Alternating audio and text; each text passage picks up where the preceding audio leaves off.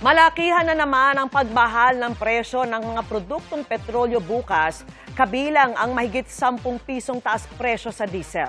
Kaya muling hirit ng mga transport group, taas pasahe. Nakatutok si Rafi Tima. Maaga pa lang mahaba na ang pila ng mga sasakyan sa gasolinahang ito sa Commonwealth Avenue sa Quezon City. Ayon sa mga gas attendant, maigsi pa nga ito dahil pagdating ng gabi, aabot pa raw ng ilang daang metro ang haba ng mga naghahabol magpakarga bago ang inaasahang malakihang taas presyo ng produktong petrolyo bukas. Tulad ni Mang Robert na umikot na sa ilang gasolinahan, kakahanap ng gasoline station na maigsi ang pila.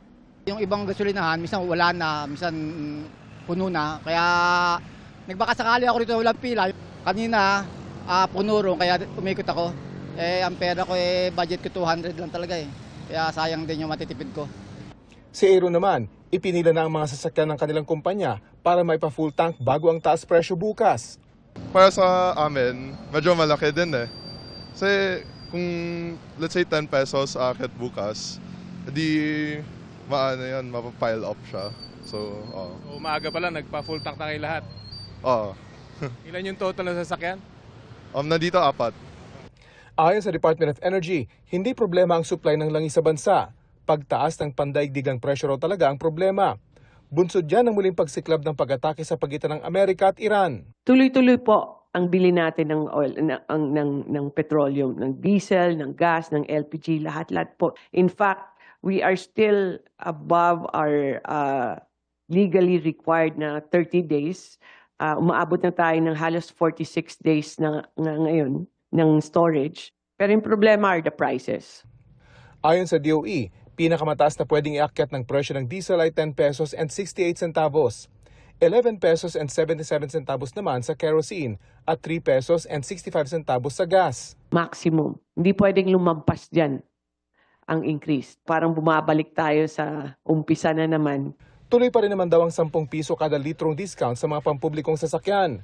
Sa kabila nito, pinaplano na ng grupong Manibela ang tigil pasada para iprotesta ang nakambang big-time oil price hike bukas. Gusto ng grupo, 2 pesos na dagdag sa pamasahe. At least sana 2 pesos, Ma'am Susan, kasi nga yung losses pa namin noong Marso hanggang ngayon ay hindi pa rin kami nakaka-recover dito. Kaya sana mapagbigyan tayo ng ating Pangulo, kung hindi sana ito binawi nung nakaraan, ay okay na po sana yung piso. Inaasahan daw na sasama ang 100,000 sa kanilang mga membro sa tigil pasada sa buong bansa na kanila pang pinaplano kung kailan gagawin. Pero ang grupong Pasang Mazda, hindi nakikita ang tigil pasada na solusyon sa problema ng mataas na presyo ng produktong petrolyo. Ito ay pandaigdigang problema. Hindi naman ang problema ng ating bansa ito na pwede natin ipaabot sa mga kinaukuran yung ating mga hininaing. Ito po ay pandaigdigang problema. Kanya strike, hindi po ito makatutulong, hindi makapabigat pa ito sa kanilang hanap buhay at sa buhay ng ating mga katsuperan. Nagpaabot na raw ng liham sa Pangulo ang kanilang grupo kasama ang Alto Dapat Busina para hilingin na ipatupad na ang naunang inaprobang 1 peso fare increase ng LTFRB. Sa ngayon, nagtsatsaga na lang muna sila sa ayudang fuel subsidy at tulong mula sa DSWD. Rafi Tima, Nakatutok, 24 Oras.